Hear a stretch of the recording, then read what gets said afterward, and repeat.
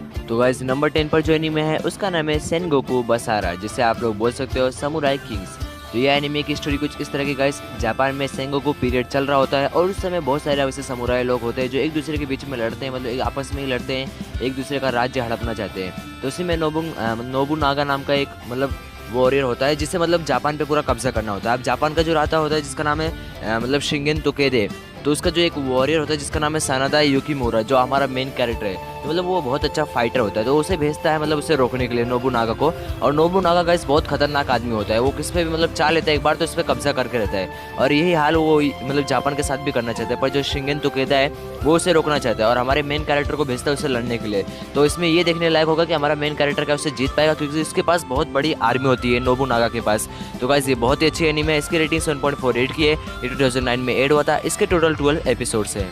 तो guys number 9 पर जो एनीमे है उसका नाम है कुरोकामी द एनिमेशन। तो ये एनीमे की स्टोरी कुछ इस तरह की गाइस, इसमें जो इबुकी कीता नाम का लड़का होता है, तो वो लड़का मतलब गाइस बहुत ही मतलब पनौती की तरह आप लोग समझ सकते हो, बैड लक। तो उसके साइड में मतलब उसके जो आसपास के लोग हैं सब मरने लगते हैं, उसके माता पिता हर एक जन मर जाते हैं, यहाँ तक कि उसका जो बचपन का बेस्ट फ्रेंड होता है जिसका नाम आकाने होता है वो भी मर जाता है। तो फिर एक दिन जब वो रामेन शॉप में रामेन बैठकर खा रहा होता है मतलब, तो उसे एक लड़की मिलती है जिसका नाम होता है मतलब कुरो। तो उसे टेर्रा के बारे में बताती है। टेर्रा एक ग्लोबल फिनोमिना है, मतलब उसकी वजह से लोग मतलब उसके साइड में जो रहते हैं वो मरते हैं, और ये जो ग्लोबल फिनोमिना है वो हमारा जो मेन कैरेक्टर है उसको हुआ रहता है। बोल के ऐसे सब उसके साथ चीज़ें घटती हैं और ये सब होता है, इसलिए टेर्रा उसको मतलब कुरो जो है उसे पूरा का पूरा बात बताती है और उसे मतलब बोलती भी है कि तुम मेरे साथ ऐसा करो तो ऐसा ठीक होगा। अब उसके साथ उसको क्या क्या करना होगा ये सब ठीक करने के लिए और क्या नहीं, ये सब आगे जो आपको देखना है। तो इस एनीमे को आपको बहुत अच्छा मतलब इस एनीमे को आपको देखना होगा। और गाइस ये एनीमे बहुत अच्छी है, इसके अंदर आपको मतलब ये मिल सकते हैं मार्शल आर्ट्स के मतलब एक ना एक पार्ट तो मिल सकता है, मैं बताऊंगा नहीं कौन सा। और गाइस इसकी जो रेटिंग है 7.23 की है, ये 2009 में एड हुआ था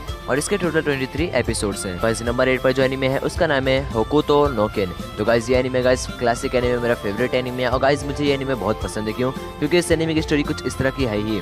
इस एनीमे जो हमारा मेन कैरेक्टर है उसका नाम है केनशिरो, जो कि गाइस फाइटिंग में माहिर होता है, मतलब फाइटिंग में एकदम ज़बरदस्त टाइप का आदमी होता है और बहुत अच्छी फाइटिंग करता है। इसलिए उसे एक जगह पर ट्रांसफ़र कर दिया जाता है जिसका नाम है वेस्ट लैंड।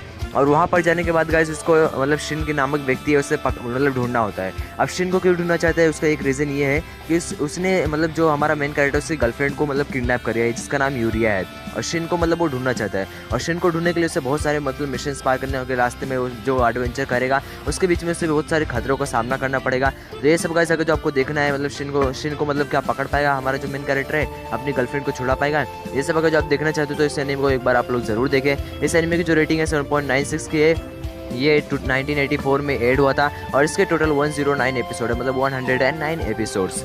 तो गाइस नंबर 7 पर जो एनीमे है उसका नाम है केनिची द माइटीएस्ट डिसिपल। तो गाइस इस एनीमे की स्टोरी कुछ इस तरह की गाइस, इस एनीमे में जो हमारा मेन कैरेक्टर है जिसका नाम है केनिची शिराहामा। तो गाइस जो केनिची शिराहामा है वो कराटे जो है उसमें एकदम प्रोफेशनल बनना चाहता है, उसके लिए बहुत सारी प्रैक्टिस करता है।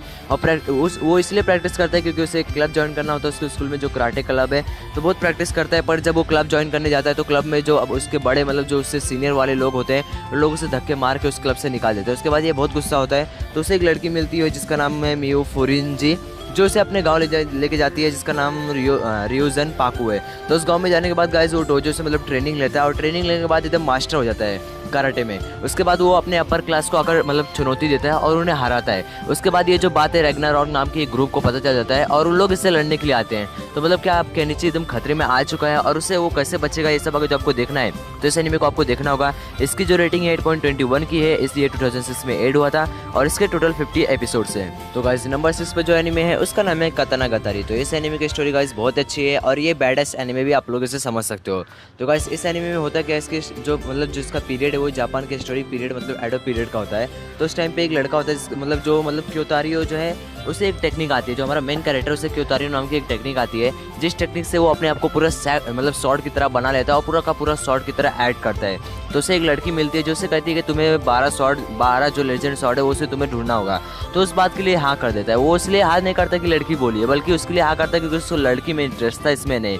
उसे शॉर्ट में बिल्कुल इंटरेस्ट नहीं था, उसे बस लड़की में इंटरेस्ट था, इसलिए उसने हाँ कर दिया था कि वो 12 लेजेंड शॉर्ट को मतलब ढूंढेगा। और आगे चलकर क्या उसे वो ढूंढ पाएगा कि नहीं, ये सब आपके लिए देखने लायक होगा। इस एनीमे की जो रेटिंग है गाइस 8.42 की है, 2010 में एड हुआ था और इसके टोटल 12 एपिसोड है। तो गाइस मैं फुल्ली रिकमेंड करूंगा इस एनीमे को आप लोग एक बार जरूर देखें।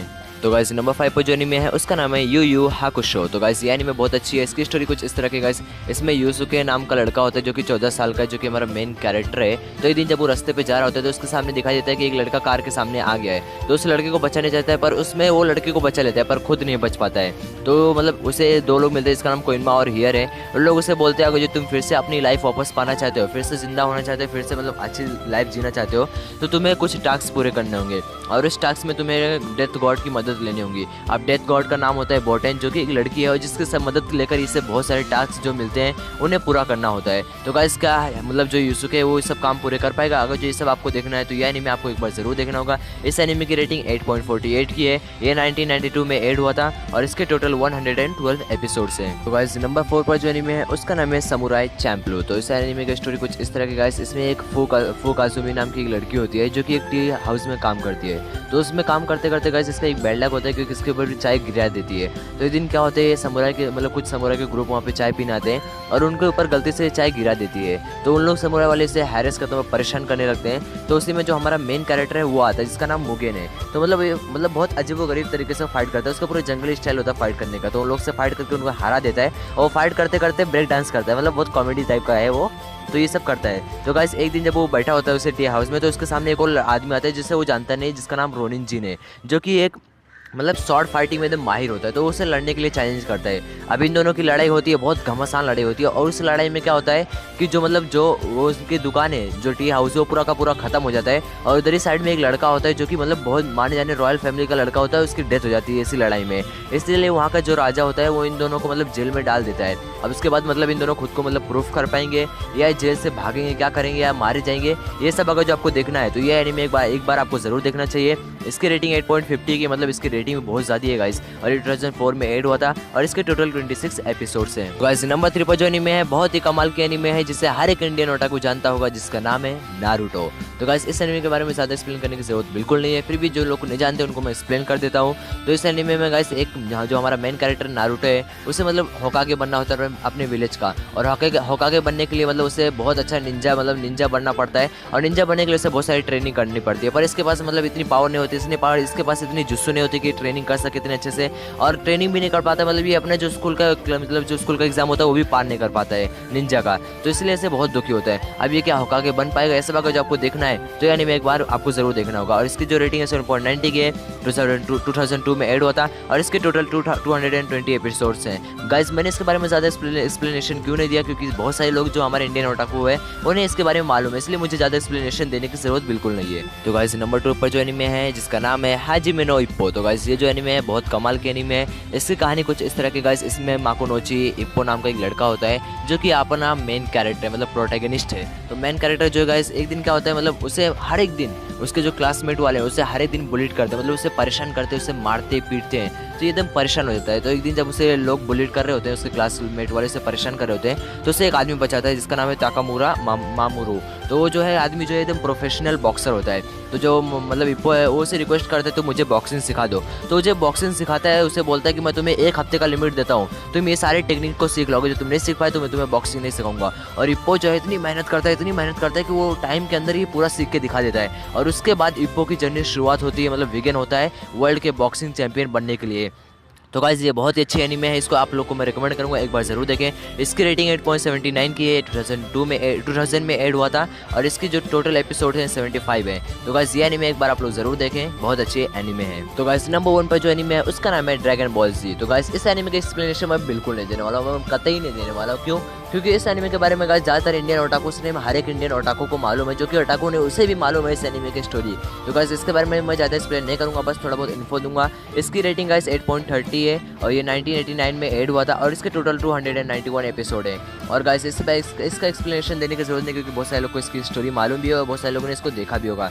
तो गाइस अगर जो टॉप 10 मार्शल आर्ट्स के एनीमे अच्छे लगे तो लाइक करना, शेयर करना, कमेंट करना और सब्सक्राइब करना। और गाइस मैं वादा करता हूँ इसका सेकंड पार्ट और थर्ड पार्ट जल्दी आएगा, तब तक के लिए बाय बाय।